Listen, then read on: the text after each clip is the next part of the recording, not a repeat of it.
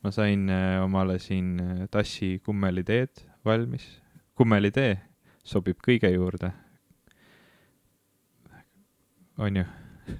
Väga hästi, kas sa selle kummeliteega ravid ka oma COVID-19 viirust või?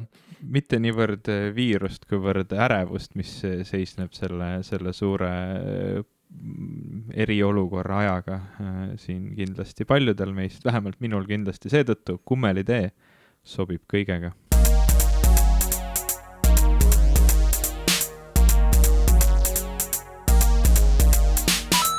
Tere, minu nimi on Ivo Krustok. Tere, mina olen Jim Ashilevi. Ja te kuulate saadet Popkulturistid. Siin on nii naljakas see alguse tegemine nüüd, kui me taas oleme podcastis, sellepärast, et varem meil oli see nii-öelda väike soundboard, kus iga kord, kui me olime selle alguse jura nagu lõpetanud ja otsustasime, et nüüd on õige aeg saadet alustada, siis sai vajutada nupule ja heli hakkas mängima ja siis me ootasime selle heli lõpuni ja hakkasime taas rääkima. Aga kuna nüüd me lihtsalt lõikame selle algusmuusika nagu hiljem sisse, siis tekib korraks siuke nagu imelik vaikus, kus me mõlemad kuidagi visuaalselt kätt viibutades või niimoodi nagu ära markeerides üritame nagu teada anda, et nüüd siia tuleb, eks ole, mingisugune heli ja selle visuaalsel vehkimisel pole tegelikult mingit kasu, sellepärast, et see helireal ei salvestu, nii et tegelikult me saaksime öelda, et siia tuleb heli ja pärast välja lõigata, aga igatahes see kõik on nagu väga imelik ja ma pole ikkagi veel päris täpselt ära harjunud sellega, et meie uus lähenemine on taas meie vana lähenemine. Mina panustasin sellele, et me ikkagi nagu telepaatiliselt kuuleme, kui kõll hakkab teise peas mängima. Ma väga lootsin, et sa kuuled, et minu peas hakkas küll see algusmuusika praegu mängima ja ma just kui ütlesin siis ette ilmselt, et sinu peas mängis ka, aga kas me peaksime siis ootama lõpuni selle hetke ära, kui see muusika meie peades nagu lõpeb ja siis hakkama rääkima või lihtsalt nagu markeerima ära, et telepaatiliselt, et see muusika meil mõlemal algas ja lihtsalt räägime edasi, sest tegelikult me ei pea ootama otseselt, et see lõppeks. Ei pea ootama, sest et peas niikuinii on tempod erinevad. Seda küll, jah.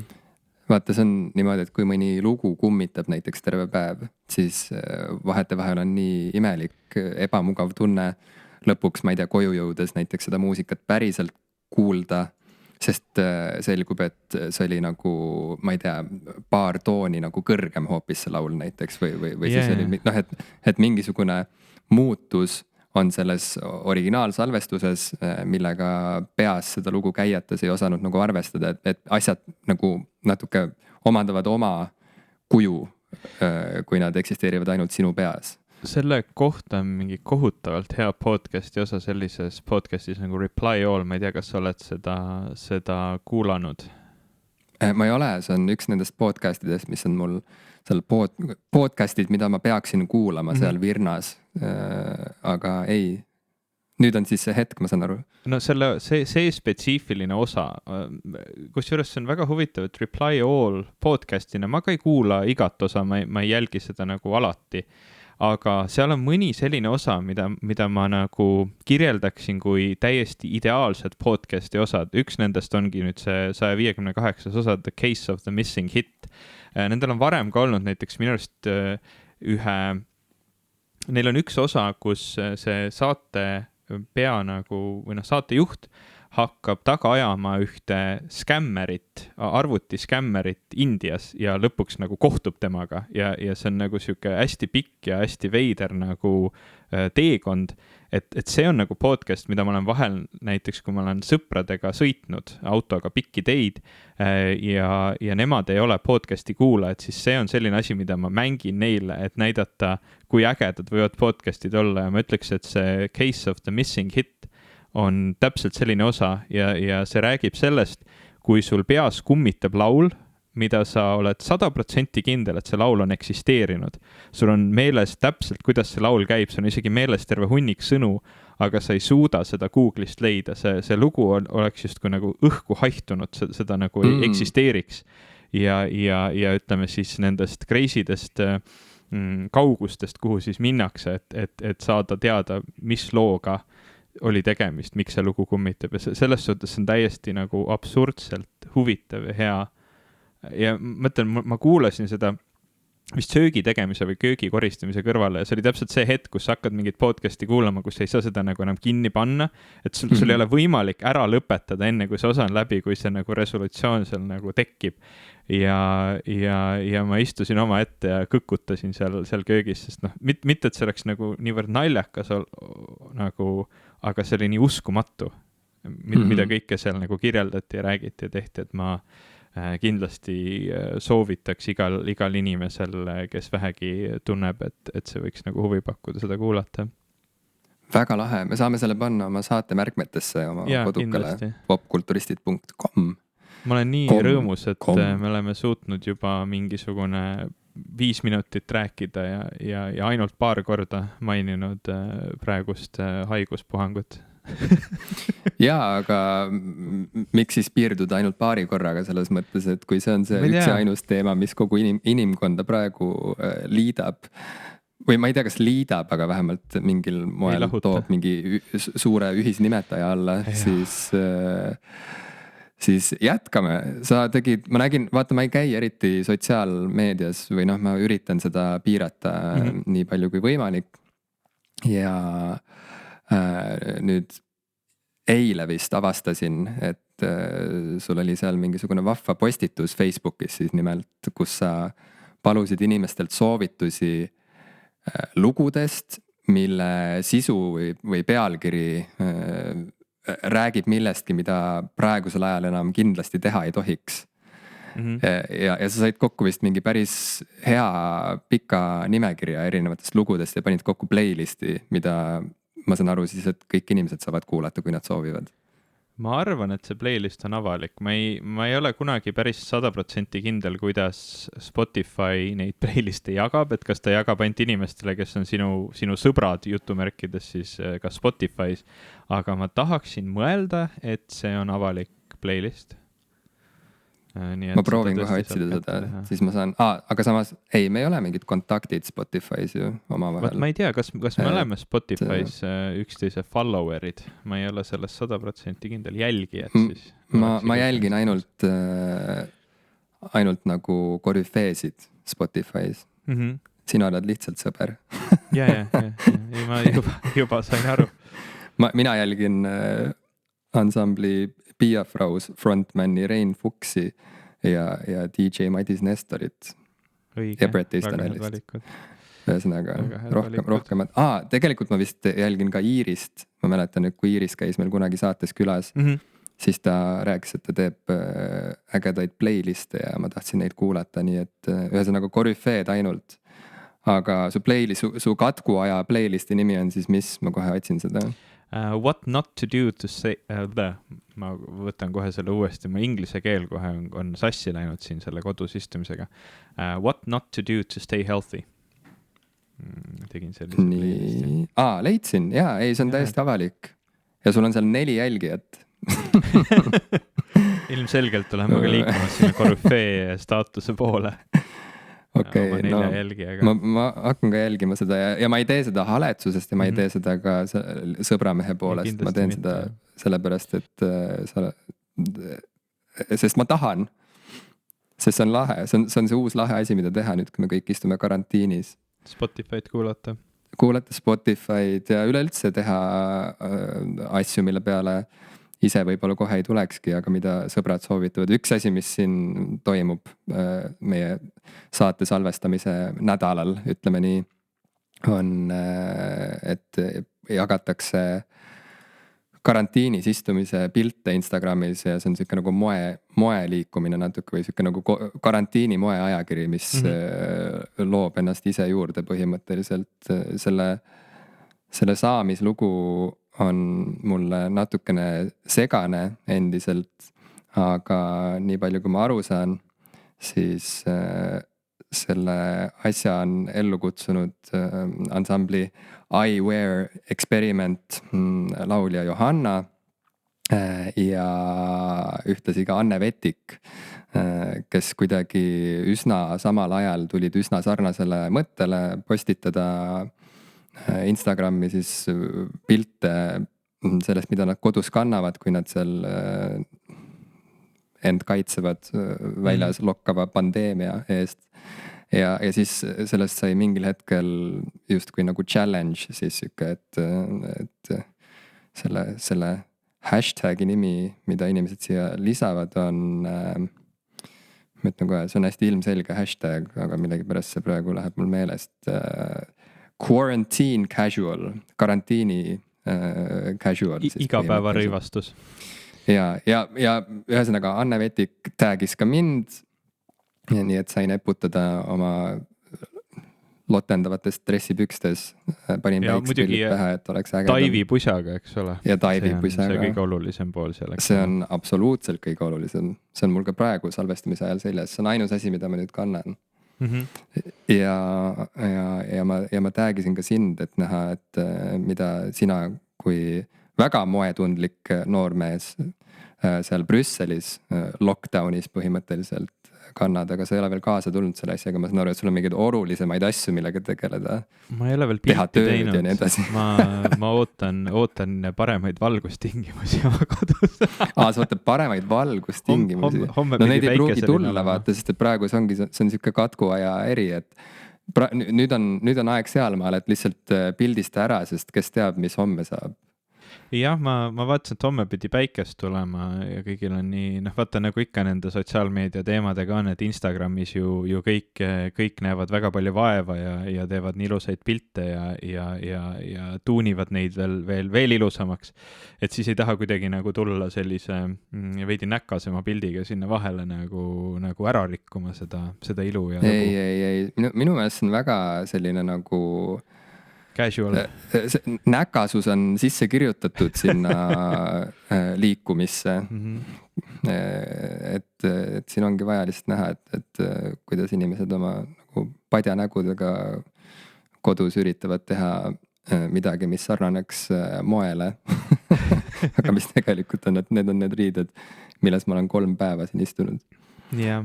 Aga igal juhul tagasi sinu playlisti juurde, et ma saan aru, et väga paljud inimesed vastasid sulle, said väga palju mõtteid, ma näen, et see playlist on väga pikk, siin on David Bowie'd, Beatleid, keda ma näen siin, George Ezra, Lou Reed, AC/DC, Tuberculoited, DMX, vau, siin on kõike. Siin on kõike. Ühesõnaga tuleb välja, et kõik bändid, kõik muusikud, keda me teame, on laulnud millestki, mida nüüd enam kindlasti ei tohiks teha. Näiteks Dancing in the Street, David Bowie ja Mick Jagger, kohe esimene asi. Vot sellest saigi asja alguse, see oli selles suhtes nagu huvitav, et mul ei ole isegi nagu 100% kindel, mida me telekast Eevaga vaatasime, aga seal oli mingi kõva tõmblemine.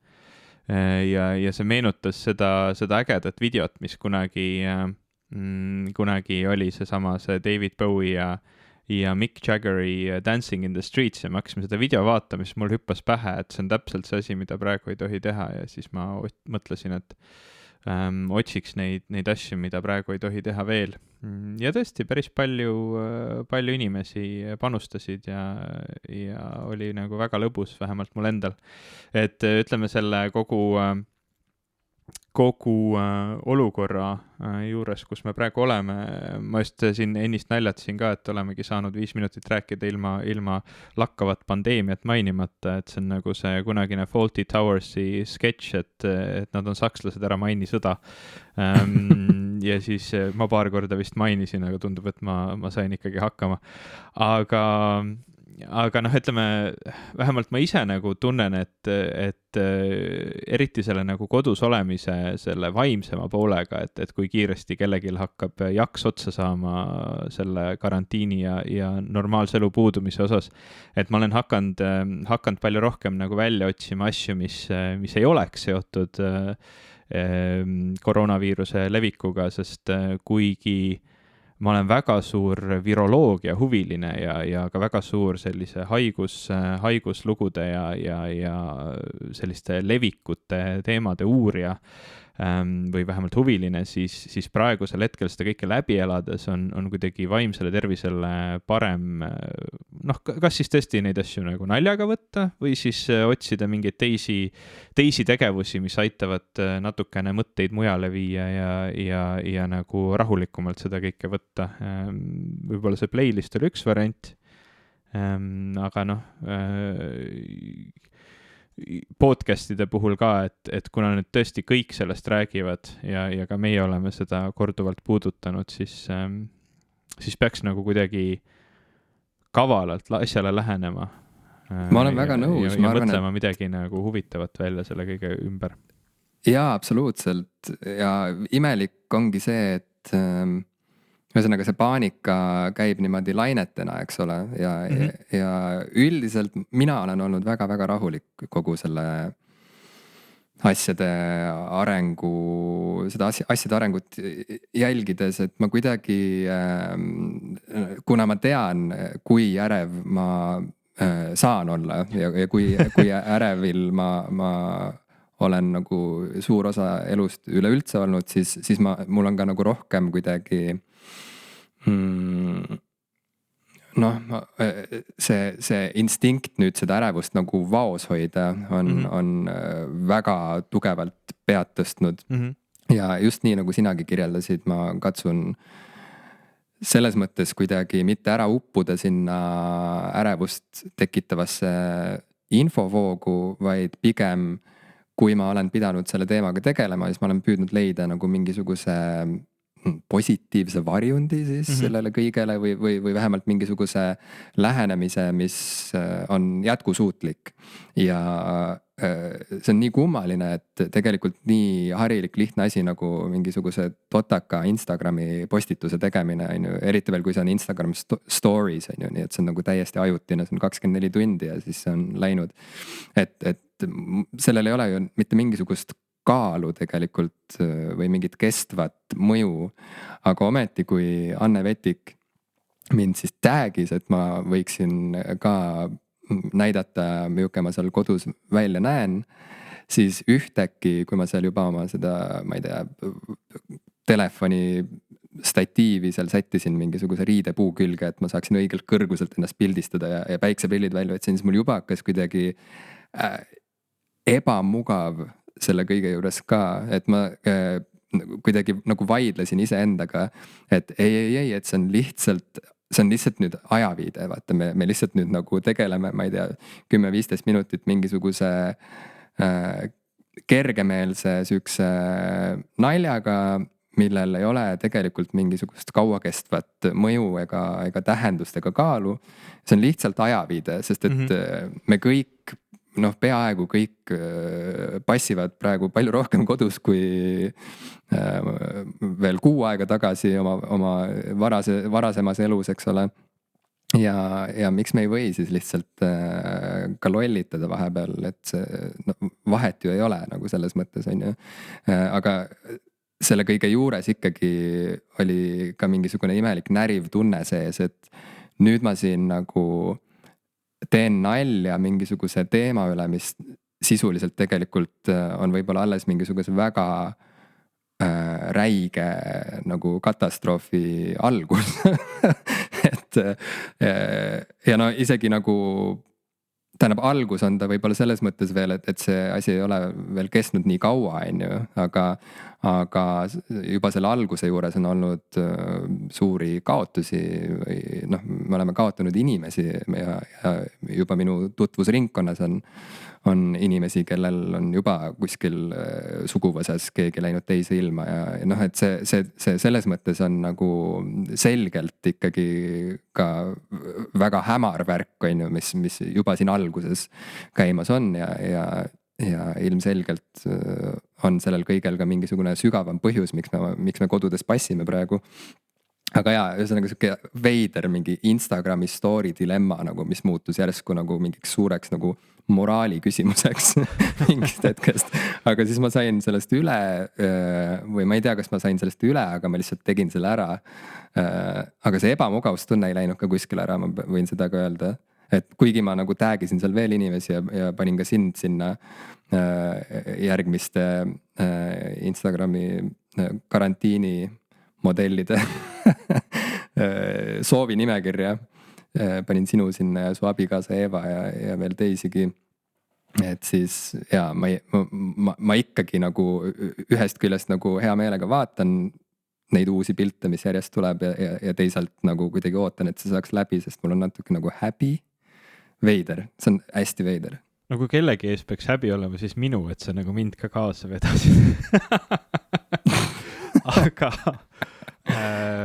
aga ei, ma arvan, et noh, lõpptulemusena me ju kõik elame läbi kõike, nii head kui halba, läbi selle kultuuri, mis meid ümbritseb ja sotsiaalmeedia ju, ma ei tea, ma loodan, et tänases olukorras on ta meid palju rohkem ühendanud kui varem või kui võimalik, et selles suhtes on olnud isegi täitsa sihuke südant soojendav vaadata nii neid üleskutseid kui ka muid siukseid positiivseid mänge ja postitusi ja mõttearendusi, mis sotsiaalmeedias on toimunud, et noh, ühest küljest on hästi lahe nagu kogu see pool, noh, nende inimeste poolt, kelle sekka ma tean, et oma närvikavalt ma ei saa kuuluda, ehk siis need inimesed, kes tuhnivad läbi tervet suurt hulka informatsiooni ja üritavad seda nagu arusaadaval ja lihtsal kujul teisteni viia, mis on väga tänuväärne, eriti kui tegemist on nagu oma valdkonna tippekspertidega. Ja noh, muidugi arvestades, kui palju on praegu sellist veidrat informatsiooni ja üksteisele vastukäivat ja ka ohtlikku informatsiooni, et siis tegelikult pigem tasubki jälgida just neid, kes on oma ala eksperdid, sest siin on ju igasuguseid uudiseid ringi liikunud ka selle kohta, et noh, sihukest järsku tekkinud ohuolukorda kasutavad ka paljud inimesed kas oma kasu või lihtsalt teise kahju nimel ära.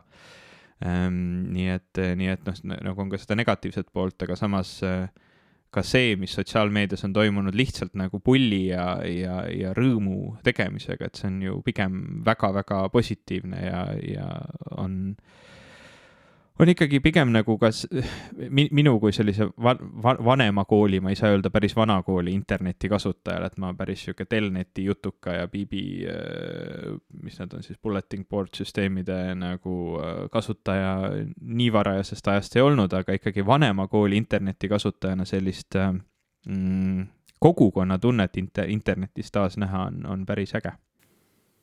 ja sellega seoses, kuna me oleme ju ka ikkagi mõjuvõimsad influencerid mitmes vallas, selles mõttes, et mitmes vallas, siis miks mitte tehagi veel ajaviiteks sellist ideede ringlust või ma ei tea, inspiratsiooniringlust, kuidas iganes seda nimetada. Et sarnasel moel, nagu sina tegid oma playlisti Spotify'sse, me lisame selle playlisti lingi ka kindlasti oma saate märkmetesse kodukale. Ütlen igaks juhuks selle playlisti nime veel, kui keegi tahab nüüd selle saate kinni panna ja hakata juba kuulama. Selle playlisti nimi on What Not To Do To Stay Healthy ja lõpus on küsimärk ka. Ja see on Spotify's siis avalikult saadaval. Et lisaks sellele kõigele, noh niikuinii paljud inimesed siin on avastanud vahepeal raamatuid, mille lugemiseks neil pole olnud aastaid aega ja nad on avastanud mingisuguseid imelikke uusi YouTube'i kanaleid, mille otsa varem pole sattunud. Nad on avastanud videomänge, mida pole sattunud varem mängima või mida pole jõudnud lihtsalt varem mängida. Et teeme nii näiteks, et kirjutage meile kas meilile popkulturistid@gmail.com või siis kirjutage meie sotsiaalmeediasse kas või selle sama episoodi postituse alla, mis on teile lohutust pakkunud ja mis on teil tuju tõstnud siin pandeemia perioodil, milliseid sarju, filme, mänge, ma ei tea, treeningkavasid, mida iganes, mida lahedat olete leidnud enda jaoks, mis on olnud toredad tugepakkuvad avastused ja mida te hea meelega meilegi soovitaksite ja mida meie siis omakorda saaksime edasi soovitada. Et teeme siukse soovituste ringi, mida me hakkame siis postitama oma sotsiaalmeediakanalitesse ja jah, võib-olla inimesed saavad seda ka siis ise edasi soovitada, kui nad sealt midagi vahvat leiavad. et lisame siis omalt poolt ka midagi sinna napakate, aga lõbusate ajaveetmisvõimaluste voogu. Mul on endal selline teema kõikide nende praeguste soovituste ja mõtetega, et kuigi ideedest mul ei jää kunagi puudu. Mul oleks praegugi umbes 3-4 projekti, mida ma saaksin kohe kodus ette võtta ja edasi arendada, sest nad on kaua paigal püsinud, aga sellistel keerukamatel aegadel, võib-olla eriti alguses nüüd ka need esimene nädal sellist vägagi ärevat aega, ma kuidagi, ma ei ole väga sellises ennast arendavas meeleolus või vaibis. Et praegu hästi palju soovitusi ongi, et õppige midagi uut või täiendage ennast, aga isegi näiteks raamatuid, mida ma olen pikka aega tahtnud lugeda, ma ei ole praegu väga kuidagi vastuvõtlik neid lugema, kuidagi ei tõmba sinna poole, et pigem ma ise olen avastanud ennast nagu taasavastamas vanu asju, mis mulle meeldid, et see on kuidagi nagu selline olukord, kus sellises kerges ohutundes sa lähed tagasi nagu selle juurde, mis sul on kunagi võib-olla rohkem pakkunud sellist soojust ja lähedast meeleolu. Näiteks mängudest olen ma kõige rohkem viimasel ajal mänginud Stardew Valley't taas. Ma olen üritanud mingeid teisi vanu lemmikuid ka leida, aga vanade mängudega on kuidagi keeruline.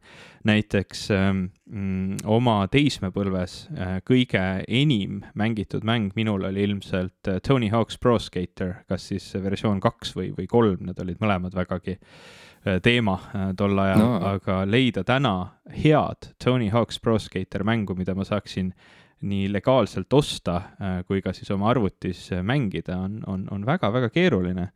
Et mingi hetk tehti Tony Hawk's Pro Skater HD remake, mingi siuke uuem ja parem versioon, aga ausalt öeldes ta võis küll uuem olla, aga ta oli mingi hoopis halvasti tehtud mootori peale, absoluutselt ei töötanud.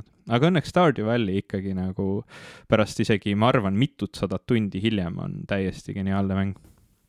Ja mul on tunne, et me oleme Stardew Valley'st ka rääkinud mitusada tundi selle saate ajaloo. No tõenäoliselt, jah. Ei ole ühtegi mängu, mis oleks saanud rohkem ära mainimisi kui Stardew Valley, selles ei ole enam mingit kahtlust. Ja ma ei ole ikka veel seda isegi 1 sekunditki mänginud. Ja ma ikka ei saa aru, miks mitte, aga okei. Ma ütlen, me oleme sellest rääkinud, aga see on huvitav, et see teema praegu kerkis, sest et praegu on selles mõttes siuke nagu murdeline ja pöördeline hetk minu elus, et ainult selles mõttes murdeline ja pöördeline hetk minu elus, et ma nüüd esimest korda elus tunnen tõmmet selliste elusimulaatorite poole. Ma ei ole suutnud siiamaani mõelda enda jaoks kuidagi kutsuvaks mänge, millel puudub lõppeesmärk või kus puudub isegi lõpp kui selline. Sest mul on vaja, et ma ikkagi liiguksin mingis suunas, et lõpus on see viimane boss või kelle ma pean ära tapma või siis, et lõpus on mingisugune viimane mõistatus, mille ma pean lahendama, mis iganes.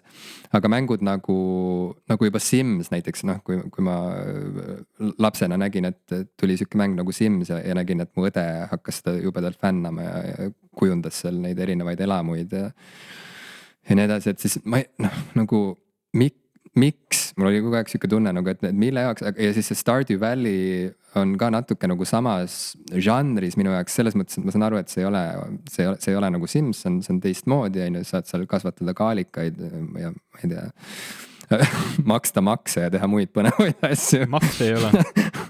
Mida? Makse ei pea maksma. Makse ei pea maksma, okei. Aga mängul on ka ikkagi, ütleme, kuigi sa võid mängida teda lõputult, siis mängul on kindlasti eesmärk, mille poole töötada. 2 aastat pärast mängu algust su vanaisa tuleb tagasi sind hindama ja sa pead ikkagi olema elanud head elu, teinud külale palju head selleks, et tema positiivne hinnang saada. Nii et on mille poole töötada kindlasti. Kas ta tuleb reaalajas 2 aasta pärast või? Ei, see ei ole mängu nii-öelda oma kalender, oma aeg. Okei. No taevale tänu. Kuigi ma mõtlen, et huvitav, millal ma seda mängu nagu esimest korda mängima hakkasin, et äkki päriselt on ka nagu 2 aastat möödas sellest, kui ma kui ma ta päriselt ostsin. Huvitav. Ma arvan, et sellest on rohkem aega möödas kui 2 aastat. Sest Steam näitab, millal ma teda viimati mängisin, aga kas ta oskab mulle öelda ka, millal ma selle mängu ostsin? See oleks nagu väga huvitav teada. Seni, kuni sa seda kuupäeva otsid, ma räägin veel sellest, et eile, me praegu salvestame seda 21. märtsil 2020, see on laupäevane päev, eile reedel 20. märtsil tuli välja, lisaks Doom Eternalile tuli välja ka uus Animal Crossing. Ja ma olen seda mängu ka eemalt vaadanud niimoodi, et kelle jaoks tehakse neid mänge, kui vähe elu peab nendel inimestel olema, et neil on vaja nagu mingite selliste kummipeadega nagu mängida, simuleerida elu. Ja saad aru, mu peas on käinud mingisugune krõks, ma sattusin YouTube'is kogemata vaatama selle Animal Crossingu mingisugust sükest eelarvustust. IGN-i poolt oli see tehtud. Ja ma tundsin järsku, kuidas miski mu sees ütles, et ma tahan ka minna ja hakata seal oma maja ehitama ja seal on lollaka mingi võrguga mingid kärbseid püüdma, mingid haruldasi putukaid ja ma ei tea, ühesõnaga tahan minna reisile nagu mingile teisele saarele, mis on seal. Ühesõnaga ma ei tea, mis minuga toimub, aga mul on tunne, et ma mõtlesin, et selleks, et olla nagu vähemalt sinu suhtes lugupidav, siis ma enne, kui ma päris nagu Animal Crossing New Horizons pardale hüppan, ma ikkagi austuses sinu vastu peaksin alustama Stardew Valley'st ja siis vaatama, mis edasi hakkab juhtuma, sest et ma tegelikult ei kahtle, et see on, ma ei tea, super mõnus, süke rahustav ajaviides. Ma usaldan su maitset 100% ja on ilmselge, et tegelikult ma olen juba ammu paljust ilma jäänud. Aga sa saad aru, vaata, ma ikkagi nagu siiamaani olen pigem nagu, kui keegi pakub mulle, et kas sa tahad mängida Doom Eternalit või sa tahad mängida kaalika kasvatamist, et siis varasemas elus ma nagu alati oleks tahtnud esmajoones hüpata pumppüssiga põrgusse. Mis on ka täiesti arusaadav, aga kui nüüd võtta nagu Animal Crossing ja Stardew Valley, ma ei ole kunagi Animal Crossingut ise mänginud. Stardew Valley sündis sellest, et see nii-öelda mängulooja Concerned Ape, kes tegelikult põhimõtteliselt üksi, me oleme seda 10 korda rääkinud, ma ei hakka seda uuesti rääkima, et ta lõi selle mängu ja koos kõikide selle aspektidega üksi, lõi selle sellepärast, et talle tundus, et need Animal Crossingud, mida tema nagu väiksemana väga armastas ja mängis, olid kuidagi nagu oluliselt kehvemaks läinud ja ei olnud Vaata, nagu... kas ta otseselt viitas Animal Crossingule või seda tüüpi mängudele? Ei, spetsiifiliselt ta tahtis luua enda jaoks parema Animal Crossingu. Ja kuna Animal Crossingut ei ole ilmunud juba pikemat aega, siis ütleme, ta tegi nagu need muudatused selles mängus, mis temale rohkem meeldisid ja lõi nagu midagi erinevat, aga samas külleltki ära tuntavat. Aga kui vaadata praegu nagu Switchi peal, siis uus Animal Crossing on küllaltki kallis mäng ja kui sa ei ole selle žanri või mängustiiliga nagu väga kindel, siis ma ikkagi pigem soovitaksin alustada Stardew Valley'st, sest mulle endale tundub selle žanrile nagu oluliselt ligipääsetava mänguna, ta ei ole nagu nii ajamahukas, sest ma olen lugenud nüüd ka, et huvitav, kas mulle meeldiks Animal Crossing ja olen lugenud erinevaid arvustusi ja fännide kirjeldusi ja inimesed räägivad seal, kuidas, et see mäng on nagu mõeldud selleks, et ta liiguks võimalikult aeglaselt, et see on nagu panustamine mitmeks aastaks. Animal Crossing siis või? Ja et see ei ole nagu, et eesmärk ei ole, et seal mängus midagi nagu väga kiiresti toimuks, vaid eesmärk ongi nagu you're in it for the long run, eks ole, et kõik on nagu hästi siuke chill ja rahulik ja arendav. Aga kui sa mängiksid Switchi peal Stardew Valley't, siis kõige suurem boonus selle juures, et me saaksime koos mängida, mis on alati väga tore. Ma olen juba aastaid otsinud endale kaaslast, kellega koos ta mängida ja nüüd ma leidsin ka Facebookist postituse üles, et kus ma olin vist, kui ma selle mängu esimest korda sain, ma panin üles pildi, kus oli küsimus, et how was your weekend ja siis ma olen siia pannud pildi, kuidas ma oma esimese põllu olen teinud Stardew Valley's. Ja see oli täpselt 3 aastat tagasi märtsis, nii et mul ongi 3-aastane siis tähtpäev. Seal Stardew Valley's tehniliselt me saaksime ka abielluda omavahel vist, on ju? Jaa. Et isegi, ühesõnaga, et kui ma hakkaksin nüüd mängima, ma saaksin sinuga olla nagu samas, ma ei tea, universumis seal? Jaa, me saaksime ühel farmil nagu, tavaliselt on nii, et nagu üks mängija alustab mänguga ja see on siis nagu tema farm, aga siin on võimalik cabineid juurde ehitada kokku kuni niimoodi, et 4 inimest saavad korraga ühel farmil siis ringi liikuda ja kõiki neid nii-öelda linnas toimuvaid tegevusi ja missioone ja inimesi ja nii-öelda siis neid tegevusi seal linna peal teha. Kas ma põhimõtteliselt saaksin olla ka see laisk sulane põhimõtteliselt sul või? Kes nagu elab sauna peal ja joob päevad läbi ja siis vahetevahel natuke, ma ei tea, aitab parandada aida ust või midagi, aga siis nagu suurem osa ajast lihtsalt töllerdab ringi, magab kraavis. Kui sa seda soovid, jah, see on ka täiesti. On see võimalik seal või? Muidugi. Sign me up! Juba ostan. Et kõik on võimalik. See mäng on see, mida sa enda jaoks teed. Ma juba nii kujutan ette, kuidas sa üritad seal vahepeal tood mulle piiblit lugeda näiteks ja nagu, ma ei tea, pesed mu riideid nagu vahepeal ja katsud mind kasida ja tarida kirikusse ja nagu kuidagi nagu näidata, et saab ka teisiti elada ja nii edasi. Ja seal mängus on religioon. Vahel kutsutakse mind härraste lauda sööma ja nii edasi ja siis kui on jõulud näiteks ja mõtlen, mis selle jumaluse nimi seal mängus oli, sellepärast, et seal mängus on küll olemas religioon, aga seal vist piiblit kui sellist ei ole. No siis ma ei tule. Nüüd see on see, nagu... mis sind nagu kohale veaks või? See oleks olnud see, mis mind oleks kohale vedanud, aga nüüd see oli deal breaker. Jouba. Mis asi? Jouba is an ancient guardian deity in Stardew Valley. Jouba? Jouba, jah. See on siis natuke nagu kuskil piraat Jouda või? Natukene sinna poole küll, tal on oma altar küll olemas, Jouba altar, kus saab siis käia nagu vaatamas teda. Jah, no näed. Okei, ma mõtlen sellele, sobib. Sa mõtlesid selle peale mitu aastat tagasi esimest korda, no vaatame kus välja, aga Doomist tuli tõesti uus versioon, see on ka nagu väga exciting iseenesest.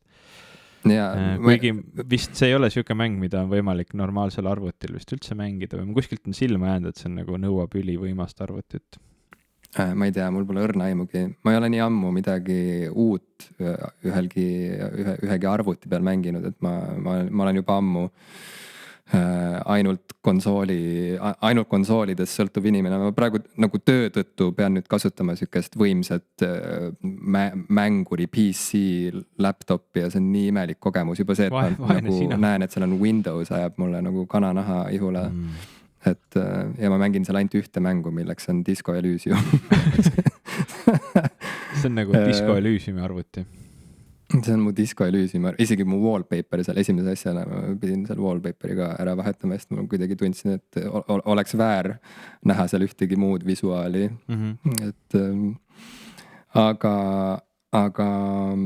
ma ei tea, Doom Eternal, no jah, ilmselt sa pead mingi hästi kõva aga ma ei tea, miks keegi peaks mängima arvuti peal seda, mulle tundub, et see on täpselt süke ühesõnaga, aga nüüd see on juba nagu ebaadekvaatne jutt. Ma ei saa aru, ebaadekvaatset juttu ma ei ole harjunud siin saates rääkima, nii võtame mingisuguse uue teema. See on minu jaoks nii veider, et sa mõtled seda sellepärast, et mina jällegi ei ühtegi põhjust, miks keegi peaks kunagi tahtma nagu, kuidas neid eesti keeles nimetatakse, first person shooter nagu siis esimese inimese lask, jah, on see täpne tõlge termin. Ja see kõige kaunima kõlaga tõlge. Kui meil kunagi aega üle jääb siin saates, siis ma võin seletada, kuidas ma sellel nädalal üritasin tõlkida eesti keelde Red Herring, aga tee seda praegu. Aga ma ei saa täpselt aru, miks keegi peaks tahtma konsooli peal mängida tulistamismängu, sellepärast, et hiire ja klaviatuuriga on see nii palju mugavam ja kogu minu nagu kogemus üldse tulistusmängudega, kuna mina ei ole, ma ei ole kunagi nagu Halo või mingeid neid konsooli suuri tulistusfrantsiise mänginud, siis minu kogu kogemus kõikide nende vägivaldsete tulistusmängudega, siis ütleme, see on kõik mul ainult hiire ja klaviatuuriga ja ma olen mõelnud paar korda, eriti nagu ka, kuna sina oled hästi suur Doomi fänn olnud, olen mõelnud, siis mitte nüüd selle kõige uuema Doomi, aga siis selle eelmise uue Doomi, mille nimi on ka Doom nagu esimesel Doomi mängul, olen mõelnud selle ostmise peale, et seda siis nagu proovida oma Nintendo Switchi peale, aga peamine asi, mis mind tagasi hoiab, on see, et ma nagu ei kujuta ette, kuidas selle puldiga nagu see tulistamismängude mängimine üldse nagu võiks toimida. Ja siis ma olen mänginud hoopis arvutis Unreal Tournament 3, mis on ka hea mäng. Ja ei, no loomulikult ma mäletan, kuidas kuidagi varasematel aegadel, kui ei olnud nii vägevaid konsoole ja enamasti inimesed mängisidki arvutite peal, siis ikka jah, muidugi sõprade juures ja koolis pärast tunde arvutiklassis sai, ma ei tea, Duke Nukem 3D-d mängitud tavalise arvutiklaviatuuri ja hiirega ja nii edasi, et ega see ei ole mingisugune ületamatu takistus ja lõpuks ongi harjumus asi. Aga kui me räägime nüüd näiteks kas või sellest eelmisest Doomist, mida sa mainisid, siis seda oli ikka PlayStation 4 peal selle korraliku PlayStationi puldiga mängida ikka nagu ülim lust. Ma ei tea, see on kuidagi, kui see pult on, ma tean, et pulti saab ju arvutiga ka ühendada ja seal ei olegi mingisugust nagu vasturääkivust, et lõpuks lihtsalt igaüks valib endale sobivad vahendid ja lustib. Aga ma ei tea, midagi on selles, kui sul on midagi nii kindlat, et sul on siuke nagu kindel, ma ei tea, et see pult su käes on ka nagu nii kindel selline nagu relv, millega sa siis lähed nende põrguvägede vastu ja kõik nupud on täpselt õiges kohas ja ma ei tea, ei pea nagu kuidagi, käsi ei pea mööda klaviatuuri ringi käima nagu ämblik, et kuidagi see meeldib mulle, aga no see on maitse asi, mida iganes, ühesõnaga. Huvitav, me oleme siin suutnud nüüd üle astuda mitmest väga suurest konflikti kohast nagu Stardew Valley versus Animal Crossing või Mac versus PC või isegi konsool versus PC. Me oleme väga tublid olnud. Jaa, ma ütlen, see on see, mismoodi pandeemia liidab, et inimesed on ikkagi nagu vastutulelikumad ja tolerantsemad teineteise veidruste ja erisoovide suhtes ja maitseeelistuste suhtes, et meil on hea meel üleüldse teineteist näha praegu. Ja. See on see, mis peamiselt toimub. Aga üleüldse tegelikult ma hakkasin mõtlema enne, kui me salvestama hakkasime, et me oleme suurema osa ajast oma podcasti teinud karantiini tingimustes. Et mitte koos olles. Sest et me nagu, sest me ei viibi ühes ruumis ega ka ühes riigis mitte ja me kohe kindlasti ei saaks teineteist mitte kuidagi nakatada, ainult oma nagu siukse aju mädandavate ideede ja kasutute mõtetega me saame nagu kuidagi nagu teineteisele liiga teha. Ei kanna üle geene, vaid meeme. Vot täpselt, just täpselt. Ei oleks saanud paremini viidata ühelegi muule käsitlusele hetkel. Kas sa tahad teada, kuidas ma üritasin see nädal tõlkida sõna red herring või? Ja, absoluutselt. See oli väga naljakas, sest mul oli vaja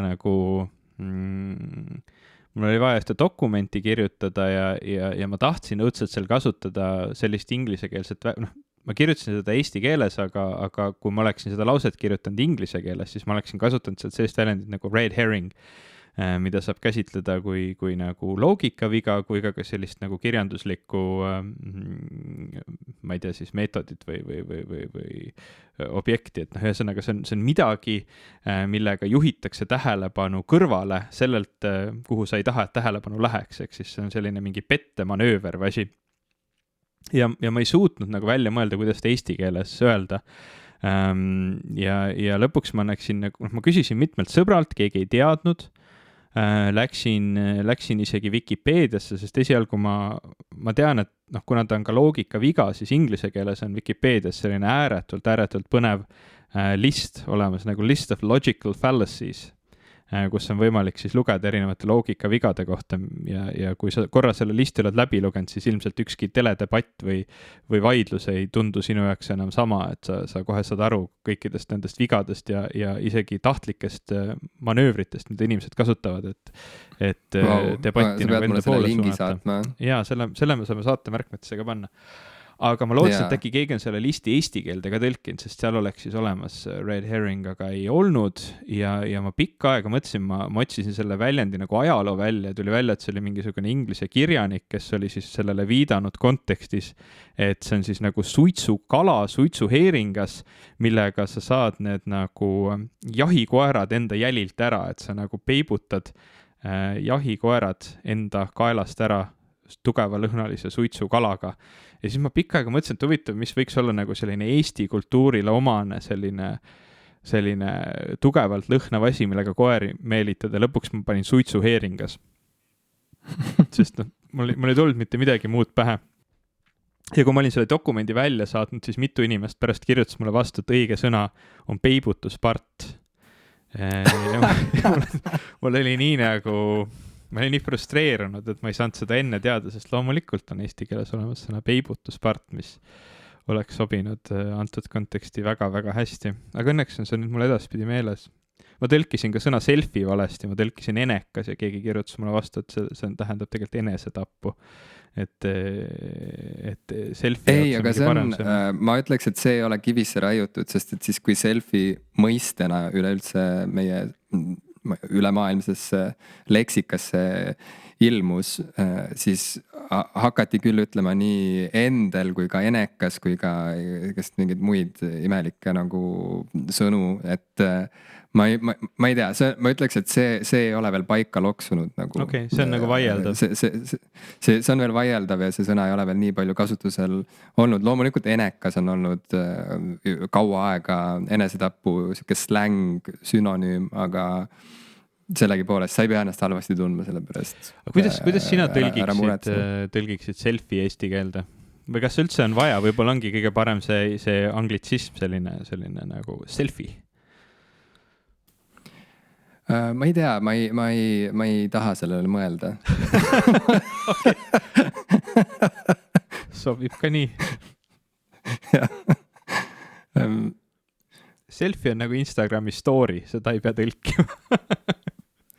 Jaa, et nagu, ma ei tea, seni kui inimesed saavad aru, siis seni on nagu hästi, et ma kuidagi üldkokkuvõttes, ma ei tea, uued sõnad ongi tükk aega harjumatud ja tunduvad inetud ja kohatud, kuni ühel hetkel lihtsalt on neid kuuldud nii palju, et need enam ei kriibi kõrva ja noh, me kõik põhimõtteliselt oleme ju unustanud, et ka sellised sõnad nagu, ma ei tea, näiteks relv sõnana, et seda ei olnud olemas veel nagu täitsa tükk aega, kuni siis Johannes Aavik, keeleuuendaja, selle sõna lihtsalt välja pakkus muude sõnade seas ja kui me tänapäeval kuuleme ja kasutame sõna relv, et siis see ju ei kõla üldsegi kuidagi nagu, et wow, et kust see nüüd tuli või mis nagu värd sõna see on või kes selle leiutas ja miks, et ma ei tea, keel on samamoodi nagu harjumuse asi ja ma ei tea, ma kuidagi millegipärast ma olen siin nagu mõelnud keele peale, no tegelikult sellepärast, et ma nüüd nagu oma igapäeva töös räägin ju inglise keeles, ainult inglise keeles põhimõtteliselt, kui ma just ei istu kahekesi kaaseestlasega, kellega me siis saame korraks nagu ma ei tea, häälduslihaseid lõdvestada rääkides tavalist eesti keelt ja nii edasi. Et kuidagi keel kui selline on hästi imelik asi, et mind on nagu õpetatud terve elu keelt jubedalt austama ja kuidagi keele ees nagu kummardama ja ega muidugi seda olukorda ei tee lihtsamaks see, et ma olen kirjanik, siis loomulikult keel kui minu töövahend on mulle väga oluline. Ma nagu olen kogenud, mida on võimalik keelega väljendada ja milliseid variatsioone on võimalik mängu tuua, kui sa mingisuguseid väikseid asju keelekasutuses otsustad muuta. aga selle kõige juures oli ühel hetkel järsku väga värskendav lugeda näiteks, kuidas Tõnu Õnnepalu ühes oma viimatises raamatus, võib-olla see oli Aakris või ühesõnaga ma olen üsna kindel, et see oli selles tema Reisi triloogias, mis nüüd ja oli kindlasti, jah. Mis nüüd sai lõpetatud raamatuga Lõpmatus. Et sealt ühes kohas ütleb, et sinu abikaasa Eeva, kusjuures tsiteeris seda kohta mulle, et meile öeldakse, et keel rikastab maailma või et keeled rikastavad maailma, see, et maailmas on nii palju erinevaid keeli, aga ei rikasta ju, vaesemaks teeb hoopis. või see ei ole täpne tsitaat, aga see oli selle lause mõte, et sisuliselt ta pööras selle harjumuspärase suhtumise pea peale ja näitas, et tegelikult nii ju ongi, et miks me arvame, et maailm oleks nagu kuidagi vaesem, kui me kõik oleksime suutelised poole lause pealt üksteisest aru saama, ükskõik millises maailmapunktis. Ja ma ei ole mitte kunagi niimoodi mõelnud. ma ei olnud mitte kunagi varem niimoodi mõelnud, sest et mind on kasvatatud niimoodi, et kui sa sünnid mingisse keeleruumi, siis sa pead olema nagu jäägitult ja sõgedalt uhke selle üle, et just sina oskad just seda keelt ja siis sa pead hakkama seda keelt kaitsma ja võib-olla kui sa radikaliseerud, siis sa hakkad ka teistele ülalt alla vaatama, kes sinu keelt ei valda või kes tulevad sinu keeleruumi ja ei ole suutelised näiteks sinu keelt perfektselt selgeks õppima.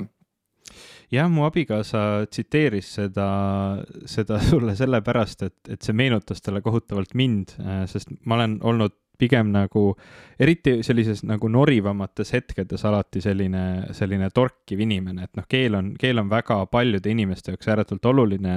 Ma ei ole võib-olla kõige meeldivam inimene, vahel ma kipun lihtsalt norima ja torkima ja keel jääb mulle ette väga palju, sest kahjuks ma ise ei ole väga keeleosav inimene, ma ei suuda neid väga kergesti õppida. Praktiliselt oskan ma rääkida ainult inglise ja eesti keelt ja ei valda kumbagi ka just nüüd suurepärasel tasemel. Eriti ma ütleks, et minu eesti keel on võib-olla isegi kohati kesisem, arvestades selle keele keerukust ja ütleme seda, milleni on võimalik selle keele valdamise juures jõuda, et isegi kohati mulle tundub, et ma olen inglise keeles osavam. Aga seetõttu mulle siis ka võib-olla meeldib natuke norida selle üleüldise tõdemuse kallal, et keel on püha ja muidugi sinu enda emakeel on kõige püham ja kõige olulisem. Ometi muidugi kõige selle juures ma ise väga hindan filoloogia, hindan kirjanikke, kes oskavad väga oskuspäraselt keelega ümber käia. See on minu meelest ääretult lahe oskus ja lugeda kedagi, kes oskab väga hästi midagi kirja panna ja väga mõjusalt ja väga selgelt ja väga huvitavalt on väga suur rõõm ja muidugi ka kuulata kedagi, kes oskab rääkida väga huvitavalt on jällegi hästi lahe, mitte umbes nagu, et kui mind kuulata, kus ma poole ajast toon vahele sõnu nagu Instagrami story, selfie ja ma ei tea, fine, siis see nagu ei ole nii keeleliselt võib-olla ilus ja puhas, aga tõesti, ma nagu ühest küljest väga austan seda võimekust ja oskust, aga samas, kui ma päris aus endaga olen, siis pigem ma kaldun ka sinna Tõnu Õnnepalu poole, et kas see on nüüd nii meeletult suur rikkus, et meil on maailmas hästi palju erinevaid keeli ja kas ütleme, ühest küljest ma nõustun, et see on nagu kultuuriline rikkus, aga teisest küljest kas see, et mina oskaksin väga palju keeli, kas ma ise peaksin seda enda puhul praegu väga suureks rikkuseks, vist pigem mitte. Ma olen mõelnud siin pandeemia ajal selleks, et mõtteid mujale saada, muuhulgas ka sellele, et mängude remake'id, et kas need võtavad midagi ära sellelt algselt kogemuselt või algselt elamuselt või need lisavad midagi juurde. Ja loomulikult nii üldiselt seda mõttekäiku välja pakkudes võib ju kohe öelda, et noh, sõltub mängust, sõltub sellest, mida selle mänguga siis tehti paarkümmend aastat hiljem, kui tehnika oli parem ja inimestel olid kodus võimsamad konsoolid, parema resolutsiooniga telerid ja nii edasi. Aga no imelik oli see, näiteks ma kogesin just äsja seda, kuidas ühesõnaga otsustasin oma Nintendo 3DS-i tuua sahtli põhjast välja ja tekkis mingisugune hirmus tahtmine järsku üle pika aja võtta ette mäng, see on vist nagu Mario and Luigi Bowser's Inside Story on vist see täis pealkiri.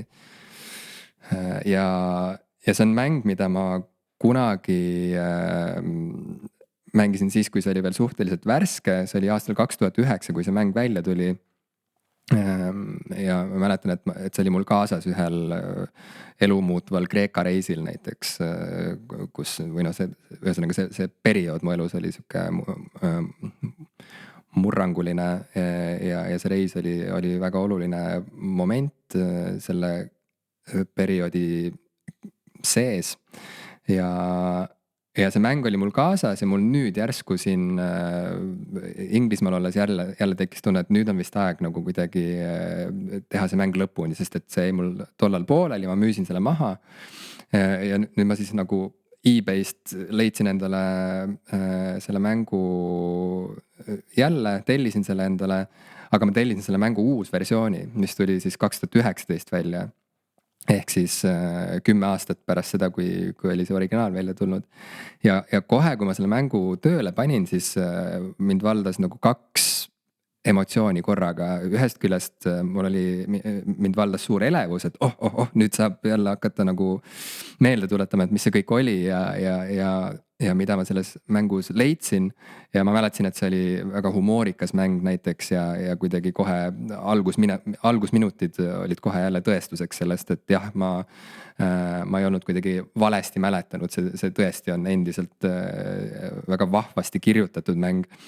Aga teine emotsioon oli selline kriipivam või häirivam ja see oli selline emotsioon, mis kuidagi süvendas minus kahtlust, et kurat, see originaal oli ju tegelikult nagu, see nägi nagu parem välja. Et olgugi, et praegune uus versioon on üleüldiselt on tehtud lihtsalt nagu niimoodi nagu silmasõbralikumaks, seda on nagu kergem vaadata, see ei näe enam nii robustne välja kui varem, sinna on natuke lisatud mingisuguseid uusi värve, mingisugust sügavust, mida seal varem ei olnud ja ka mängu üldine heli kvaliteet on parem nüüd. Aga ka heli puhul ma mõtlesin, et aga pagan, ma ei tea, et siin nagu mingisugused seal on mingi siuke nagu sädisev hääl, kui seal tegelane räägib ja see ei ole nagu seal ei ole nagu näitleja ei ole tekste sisse lugenud, vaid iga kord, kui keegi räägib, see on siuke nagu pinin või siuke sädin erineva kõrguse või madalusega. Et see nagu kõlas ka kuidagi nagu nunnumalt seal originaalis ja mind jäi see närima nii tõsiselt, et ma olingi sunnitud endale tellima ka selle originaali ikkagi. Ja nüüd ma mängin neid mänge nagu paralleelselt selleks, et nagu võrrelda stseen haaval, et mida nad on seal paremaks teinud ja mida nad on ära rikkunud. Ja nüüd, kui ma olen saanud seda originaali jälle mängida, siis olgugi, et seda originaali eBayst otsides ja tellides ja oodates, ma olin nagu surmkindel, et ei, see originaal on kindlalt nunnum, et see on kindlasti, see näeb natukene nagu lihtsakoelisem välja, aga see mängib selle mängu kasuks ikkagi, sest et see natuke nagu algelisem lähenemine mõjub ikkagi kokkuvõttes kunstipärasemalt või kuidagi loomingulisemalt kui see uus natuke liiga silutud versioon, mis kokkuvõttes on justkui nagu, ma ei tea, et röövib sellelt mängult nagu võib-olla seda eripära natukene. Aga üliveider on see, et ma olen nüüd nagu jõudnud 360 kraadiga nagu tagasi alguspunkti, kus ma nüüd täna võin öelda, et tõepoolest see uus versioon, nagu ma saan aru, miks nad tegid sinna neid muudatusi ja tegelikult seda on nagu mõnusam vaadata, seda on mõnusam kuulata ja selle juhitavus on natuke mõnusam, ehk siis kokkuvõttes see elamus, mida ma olen endaga kaasas kandnud need 10 aastat vahepeal, on nagu mälestusena olnud selline ideaalilähedane, aga see praegune kogemus, mida ma saan sellest uuest versioonist, ikkagi tõestab seda, et oma mälestusi ei saa nagu lõpuni usaldada või et kõik, mis oli, ühesõnaga, et vanasti muru ei olnud alati rohelisem kokkuvõttes, mis on tõdemus, milleni inimesed korduvalt elus jõuavad erinevatel põhjustel ja erinevates kontekstides. Aga ma ei tea, ma olen mõelnud, sest praegusel ajal, vaata, me elame sihukesel ajal, kus on täiega hoo sisse saanud tegelikult vanade mängude tagasitoomine uues kuues. Ja see on vist mingisugune vajadus, mille tekkimist ma ei osanud ette näha. See vajadus näha mänge nüüd kõrvuti, sest ma oleks arvanud, et ma saan rahumeeli näiteks lihtsalt osta endale Final Fantasy 7 nüüd, kui see välja tuleb, see remake, see demo on juba väljas, eks ole, inimesed saavad seda tasuta tõmmata. Aga ei, loomulikult juba seal ka on see näriv pärdik mul kuskil kuklas oma tööd tegemas, kes ütleb, et nüüd hakkab niimoodi olema, et kui läheb Final Fantasy 7 mängimiseks, ma jään need mõlemad ette võtta. Juba ma sain teate Nintendolt, et see on alla hinnatud ja saab mingi, ma ei tea, 5 naelajas saab osta selle originaal Final Fantasy 7, mis tuli aastal 97 välja, ehk siis 23 aastat tagasi. Resident Evil 2 jälle näide on ju, mis nagu eelmisel aastal tuli Resident Evil 2 uuesti välja, uues kuues, palju parema graafikaga, kõik on ilusam, kõik kõlab paremini ja nii edasi. Sai väga palju kiita, paljud mängu väljaanded nimetasid seda üleüldse üheks aasta parimaks reliisiks, eks ole. Õnneks Resident Evil 2 on mul siiamaani, mul on siuke tunne, et see on mul siiamaani piisavalt peas, et ma nagu tegin selle nii süvenenult läbi, et vähemalt seda ma ei pea nagu kõrvuti selle uus versiooniga vist uuesti ette võtma. Aga see on hästi kummaline värk nagu, ja ma kohe lasen sul ka rääkida, aga lihtsalt ma ütlen, et viimati oli siuke remake'i kogemus mul, ma ei tea, võib-olla mingi 5 aastat tagasi, kui ma mängisin Monkey Islandi, ma ei mäleta millist osa, aga Monkey Islandi ühte osa uuesti oma laptopi peal. Ja see oli ka nii-öelda remake, siuke natuke nagu kaunimaks üle võõbatud versioon sellest samast vanast heast Monkey Islandist. Ja seal sai vajutada ühte nuppu, mis siis viis sind tagasi sellesse vanasse graafikasse. Nii et ükskõik millises olukorras sa seal mängus ka parasjagu ei olnud, said kogu aeg kuidagi nagu vahetada, siis hüpata sinna uude versiooni ja hüpata tagasi vanasse versiooni. Ja see oli nagu minusugusele, ma ei tea, obsessiiv-kompulsiivsele võrdlejale nagu ideaalne lahendus, et ma ei pidanud ostma 2 mängu korraga, vaid ma sain ühe nupuvajutusega lihtsalt nagu vaadatagi niipidi ja naapidi seda asja ja siis mu süda oli rahul.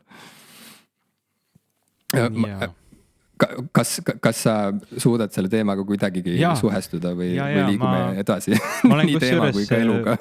Üks mu lemmikkanaleid, ärme isegi mine ühe peale, 2 mu lemmikkanalit YouTube'is on Lazy Game Reviews ehk LGR ja 8-Bit Guy, kes on siis, LGR teeb nagu üleüldiselt vanadest, peamiselt vanadest, aga ka uuematest arvutimängudest ülevaateid. Ta keskendub hästi palju 90-ndate nagu just arvutile tehtud mängudele.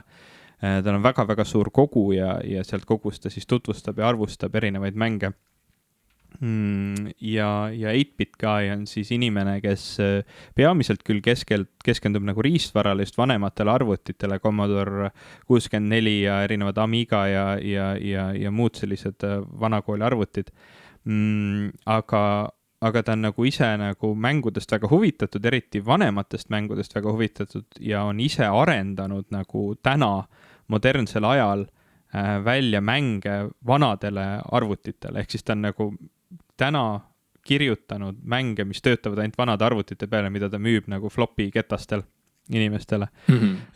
Inimene, kes lihtsalt nagu teeb kõik endast oleneva, et mitte kunagi raha teenida sellega oma raske ja aeganõudva tööga. Üllatavalt populaarne on ta olnud, esiteks sellepärast, et tal on see YouTube'i kanal väga populaarne, aga ta viimane mäng Planet X3 vist, jah, X3 oli see, mis ta tegi DOS-i arvutitele.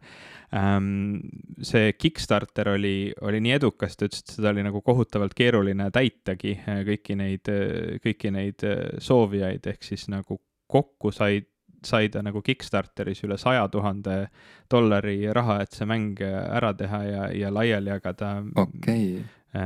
Lõpuks on neid kliente olnud mitu tuhat vist isegi tema mängudele, nii et kuigi see ei ole nagu just võrreldav sellise keskmise mängu, ütleme, klientuuriga, siis vähemalt on see siuke väga spetsiifiline ja huvitunud klientuur.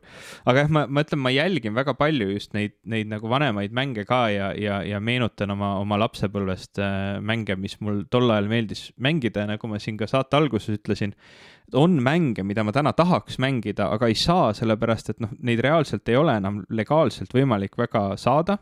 Ma usun, et kui ma väga vaeva näeksin, ma leiaksin kuskilt näiteks Tony Hawk's Pro Skater 3 CD-plaadi peal, siis ma peaksin leidma kuskilt mingi arvuti, mis on piisavalt vana, et seda nagu normaalselt mängida.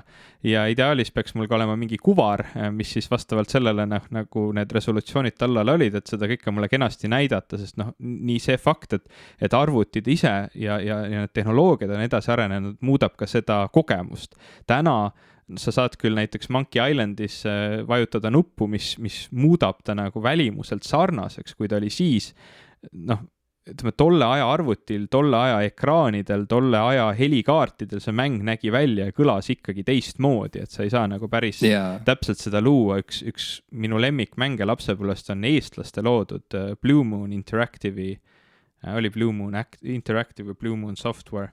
Mul ei tulegi meelde, aga need on põhimõtteliselt need tüübid, kes hiljem Blue Moon Software oli hoopis sellega, ei. Ma muutsin oma selle otsingu mootori nüüd Google'ist DuckDuckGo'ks ja nüüd ma ei saa alati kõiki neid asju, mida ma tahan leida. Aga oli kunagi selline mäng. Nagu eraldi teema. see on nagu eraldi teema. Aga eestlased tegid kunagi siukse mängu nagu Skyroads ja need samad eestlased hiljem tegid veel Skype'i ja mitu muud huvitavat asja ka. Aga Skyroads oli see äge mingil virtuaalplatool kosmoses hüppasid ühelt platvormilt teisele. Vahede platvormide vahel.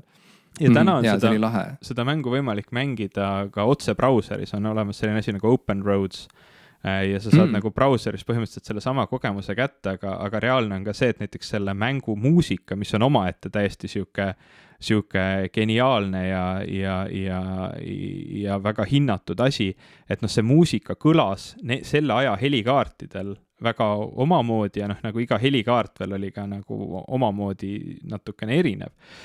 Nii et sa ei saa nagu päris täpselt seda sama kogemust kunagi nagu taasluua, kui keegi ei taasloo seda mängu nagu võttes arvesse seda, mis tänastel süsteemidel nagu need iseloomujooned on.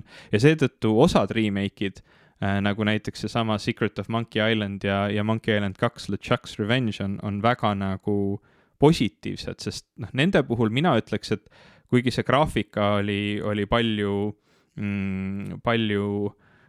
detailsem ja ilusam kui siis, kui ta oli esialgu ja lähenemine oli ka hoopis teistsugune, siis ta minu jaoks nagu taas lõi selle kogemuse, mis oli, kui sa seda mängu mängisid, sellepärast, et nagu see isegi on see kõige olulisem asi, et ta tunduks nagu see mäng, mida sa mängisid noorena ja nende kahe mängu puhul see õnnestus suurepäraselt, samal ajal kui Tony Hawk's Pro Skater HD, millest ma alguses mängisin või rääkisin, seda ma ausalt öeldes mängiksin täna palju parema meelega seda vana koleda graafikaga Tony Hawk's Pro Skater 2 või 3, kui see mul kuidagi võimalik oleks, sest see versioon, mis nagu remake'ina tehti, on hoopis teise tunnetusega ja hoopis kehvema tunnetusega ja kui sul on nagu selline kiire iseloomuga mäng, kus sa pead reageerima ja nuppe vajutama hästi nagu intensiivselt, kui seal nagu need nupud ei tee seda, mida sa nendelt ootad, siis põhimõtteliselt see muudab selle mängu nagu suht mõttetuks. Et selles suhtes see remake'i teema nagu on mulle väga südamelähedane, sest on palju mänge, mida ma tahaks jälle mängida, mida ma mäletan oma nooruspõlvest, mis tekitavad mulle selle sooja ja armsa tunde sisse, aga mida ma ei saa mängida, teisalt isegi kui nad nagu tehakse ümber, siis vahel tehakse nii, et võib-olla parem oleks, kui ei oleks tehtud. Ja The Secret of Monkey Island Special Edition oli see, mida ma mängisin, ma vaatan oma Apple'i App Store'ist, et 2013, 7 aastat tagasi ma siis võtsin selle uuesti ette ja ma tundsin samamoodi, et see taas lõi selle või taas pakkus mulle seda kogemust, mida ma ka lapsena nii kõrgelt hindasin ja nautisin. Ja see on jah, tõesti üks näide sellisest heast remake'ist, aga samas see kõlab mulle natuke kahtlaselt, et sa parema meelega mängiksid originaal Tony Hawk'i, sest et ma ei tea, kas sa oled seda proovinud, ma mõtlen, et mul on kahtlus, et seda vana head emotsiooni ikkagi nagu ei saagi enam tagasi, et see kõik näitab meile seda, et me ei saa enam minna tagasi ajas või me ei saa enam taas luua tegelikult üks-ühele seda, mis oli, sest me ise oleme totaalselt teistsugused, rääkimata tehnikast, siis me ise oleme ka täiesti teistsugused inimesed juba ja võib-olla peabki lihtsalt nagu rahu tegema sellega, et sulle pakutakse midagi sarnast, võib-olla isegi midagi väga sarnast sellega, mida sa varem armastasid ja sul on aeg nüüd nagu ümber harjuda, et sa peaksid mängima uut Tony Hawk'i, sest et tegelikult see on sujuvam ja sa tajud seal seda füüsikat palju paremini ja intensiivsemalt ja tegelikult on juhitavus nii palju parem ja nii edasi. Tead, kui see oleks tõsi, et see juhitavus on seal parem, siis ma mängiks väga hea meelega. Jah, et selle juhitavus oli kehv, aga ma mõtlen, vabandust, ma tahtsin tegelikult jõuda selleni, et kui peaks tulema välja mingisugune uus Tony Hawk, et võib-olla tegelikult sa saaksid sealt selle kõige suurema elamuse, kui sa lihtsalt läheksid kaasa selle uue arenguga. Tuli välja Tony Hawk's Pro Skater 5 pärast seda, kui tuli see HD remake ja jällegi see arendaja, kui need originaalmängud tegi selline stuudio nagu Neversoft ja siis nüüd need viimased paar versiooni on teinud selline stuudio nagu Robomoto ja üldiselt nagu ma ei ole nagu nende teisi mänge ja ma ei ole ka seda 5. Tony Hawk's Pro Skateri osa mänginud, aga üldine nagu arvamus kipub olema eriti nende mängufännide seas, et see Robomodol ei olnud nagu ei pädevust ega võimekust ega tegelikult ressursse, et see mäng tegelikult õigesti valmis teha, et põhimõtteliselt oli lihtsalt eesmärk, et meil on veel aasta aega umbes seda Tony Hawk'i nime kasutada, et teeme lihtsalt midagi kiiresti valmis, paneme talle sellise nime, mis kindlasti väga suure hulga vanu fänne nagu ligi tõmbab ja lihtsalt laseme mängu välja. Ja peamine probleem nende mängude puhul ongi see lihtsalt, et nende nagu juhtimine on nii palju halvem, kui see oli nende esialgsete mängude puhul ja ütleme Tony Hawk'i puhul see juhtimise pool, et see nagu tunduks, et sa nagu tunneksid, et sa mängid sarnast mängu. See graafika ja kõik muu nagu ausalt öeldes ei lähegi mulle nii väga kord, et kui ma saaksin nagu selle tunnetuse uuesti taas luua, siis ma oleks juba päris õnnelik. Ma olen proovinud erinevate emulaatoritega mängida erinevate nii-öelda telekamängudele tehtud Tony Hawk'i, ka need Pro Skater 3 ja 2 tulid välja ju ka GameCube'il ja PlayStationil ja igal pool. Ja kui mu mälu mind ei peta, siis minu meelest vähemalt need emulaatori versioonid, mida ma olen katsetanud, olgugi, et neil on ka omad vead, on ikkagi nagu paremad olnud. Muidugi need emulaatorite kättesaamine on ka selline, et ei ole neid alati ma ei tea, kui mängu nagu muud moodi ei saa, et kas emulaatorite kasutamine on üldse okei või ma arvan, et näiteks Nintendol on väga selge arvamus selle kohta, et emulaatorite või mängu ROM-ide kasutamine ei ole kohe kindlasti okei, aga näiteks ma ei tea. Ma arvan, et see ei ole kellegi meelest okei, kelle sissetulek sõltub emulaatorite ärakeelamisest. Kui ma saaksin Tony Hawk'i mänge nagu täna legaalselt mängida oma arvutil, siis ma oleksin nõus neid ostma nagu väga hea meelega. Ainus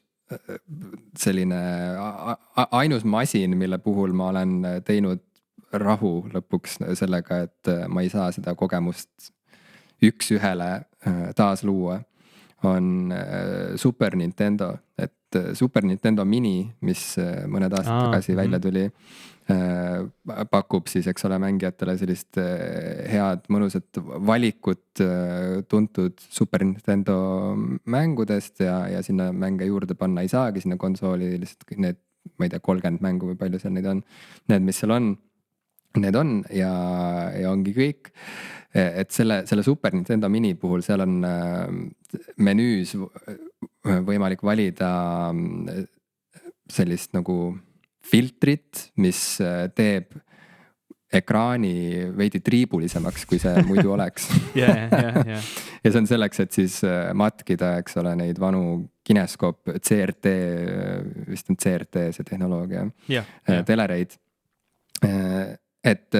Ja ma panin selle filtri peale ja otsustasin, et mängisin seal Metroidi ja mõtlesin, et no näeb küll välja täitsa nii nagu 90-ndatel ja lihtsalt rahunesin maha selle koha pealt. Ei läinud selle hullusega enam sinna maale edasi, et hakkaks endale tellima kuskilt internetist mingit vana kineskoop telerit, mida paigutada kuskile ja mis võtaks siis, ma ei tea, 1/6 mu toa pinnast nagu enda alla. Et see on ikka pisikesed CRT osta. Ja tõsi ja see on alati nunnu olnud, kui ma olen näinud kellelgi pööningul näiteks mingit sükest punkrit, kus ongi mingisugune tilluke teler on veetud sinna ja siis on hangitud mingisugune siukse määritud korpusega siis kas NES või SNES või mis iganes ja siis seal punkris saab vahel 15 mintsa seda mängida ja siis saab muid asju teha ja unustada see kogemus, aga ja ka videomängu muuseumites alati on südantsoojendav sükest värki näha, eks ole, näiteks kas või Tallinnas Level Up muuseum, väga soovitan kõigil sinna minna, kes ei ole kunagi seal käinud, et no ülitore on istuda seal selle nüüd juba võib öelda vanaaegse sellise sektsioon mööbliga sisustatud istuda seal nendes mängu elutubades, mis meenutavad meile kõigile aegu, kus me kõik elasime paneelmajades ja meil kõigil olid täpselt ühesugused mööblikomplektid kodudes, et ja vaadatagi seal ühesõnaga vaadatagi kuidas see kõik välja paistab, kui sul on selle aja teler näos ja see on korraks väga tore, aga kuskile tuleb tõmmata piir ja tegelikult nagu kui hakata kogu aeg taastama vana head kogemust, siis sellega võib täiesti hulluks minna ja mul on hea meel, et mul vähemalt kuskil mingisugune piir ette tuleb, et ma ei ole nagu täis hoarder. Et ma suudan nagu kuskil maal nagu lihtsalt leppida ka mingisuguse virtuaalse filtriga, mis enam-vähem simuleerib seda, mis kunagi oli ja teeb seda piisaval määral, et ma tegelikult tunnen, et jah, sain küll selle nostalgialaksu kätte, aitäh. Minu puhul isegi piisab sellest samast Switchi virtuaalsest konsoolist, kus on võimalik mängida vanu Super Nintendo ja Nintendo mänge, sellepärast et ka see on nagu tõesti piisav. Ma tean, et noh, kas või nendel samadel Nintendo mängudel teleri tehnoloogia juba määrab päris palju sellega, et noh, väidetavalt tänapäeva need igasugused LED ja LCD ja muudel tehnoloogiatel põhinevad telerid ei ole nii kiire reageerimisvõimega kui vanad kineskoop-telerid, seetõttu nagu nupuvajutuse ja selle tegevuse vahel on mingisugused noh, nagu vahed, mis nagu häirivad mingeid inimesi selle mängude mängimisel ja see võib muutuda probleemiks ja seetõttu on teleritel tänapäeval mingi game mode'id ja muud asjad. Aga jah, jällegi kuhugi tuleb tõmmata piir ja ma ütleks, et minu jaoks on suurem probleem ja olulisem piir see, et ma lihtsalt olen nii koba, et ma ei ole võimeline enamus Nintendo mänge mängima. Ma lihtsalt ei saa nendega hakkama, hoolimata sellest, kui hästi mu teler töötab. ei, ma tean. Ei, see on nagu kõik need ässad, kes laiavad, et kui osavad nad, ma ei tea, siin kas või nüüd seda Doom Eternalit mängides on, ma juba kujutan ette, kuidas mingisugused 12-aastased snaiperid juba istuvad kuskil online mängukeskkondades ja võidavad trofeesid sellega, et nad juba on Doom Eternali masterid. Siis nagu minu soovitus oleks, et proovige Mega Man läbi teha ja siis räägime edasi. Ja me pärineme ühest brutaalsemast ajast, kus ikka nagu mängu mängimiseks tuli nagu õppida see endale nagu nii selgeks, et sa muust mõelda ei saanudki enam, sest ajumahti oli lihtsalt täis. See oli sul lihaste sisse nii nagu tugevalt kodeeritud, et millal täpselt selle nupu peale vajutada, et see hüppe toimuks ikkagi 100% täpselt õigel ajal, et siin ei olnud mingisugust nagu eksimise ruumi. Ja nii ma ei oska enam mängida. Mina ka mitte kusjuures.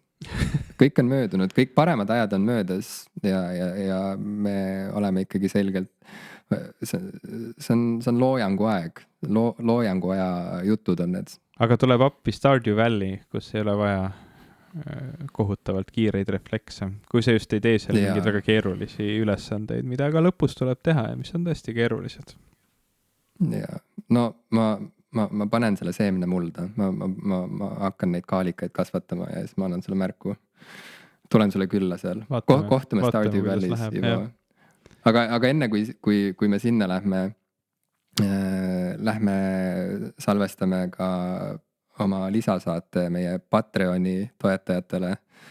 Nüüd, kui pinge on maas, ühesõnaga teistega kohtume järgmisel korral, aga kui te tahate tulla meiega kaasa meie salasaatesse veel, siis patreon.com/popkulturistid on koht, kus saab meile õla alla panna ja siis avanevad ka salaväravad salasaatesse nüüd, kui pinge on maas, mida me nüüd lähmegi salvestama. Jah, seal on isegi kohe eraldi sellise RSS-voo võimalus, mille te saate lisada omale podcasti playerisse ja siis lisaks iga nädal või mis meil ei ole enam iganädalane saade, lisaks iga kord, kui meil saade välja tuleb, siis tuleb sinna juurde ka siis erisaade nüüd, kui pinge on maas, nii et tasub minna uudistama ja muidugi, kui te olete ära tüdinenud sellest viisist, kuidas te meid seni kuulanud olete, kas näiteks otse meie veebiplayerist või SoundCloudist, mis on mõlemad meil täna jälle taas toimivad, või olete te meid lisanud oma podcasti rakendusse, aga ei viitsi nagu väga sellega enam tegeleda, siis minge vaadake ka näiteks Spotify'sse, kust on samamoodi võimalik panna follow nuppu ja saada iga kord, kui meie uus osa tuleb teada sellest faktist. Ja loomulikult veel enne, kui läheb punane nupp kinni, mis tähistab salvestamist, tuletan meelde, et ootame teie soovitusi, mis on aidanud teil neid karantiinipäevi, pandeemiapäevi mõnusamalt mööda saata, milliseid filme, sarju, raamatuid, treeningkavasid, toite, mida iganes te olete avastanud, mida te tahaksite ka meile soovitada, sest me Ivoga oleme alati tänulikud, kui saame häid soovitusi. Saatke need meile Gmaili popkulturistid@gmail.com või meie sotsiaalmeediakanalitesse, ükskõik kas Instagrami, Twitterisse või Facebooki meie saate postituse alla ja me siis hõikame neid soovitusi ka edasi oma kanalites. Nii et jääme ootama teie karantiini soovitusi, karantiini meelelahutust. Seda ei saa kunagi olla liiga palju pandeemiate ajal.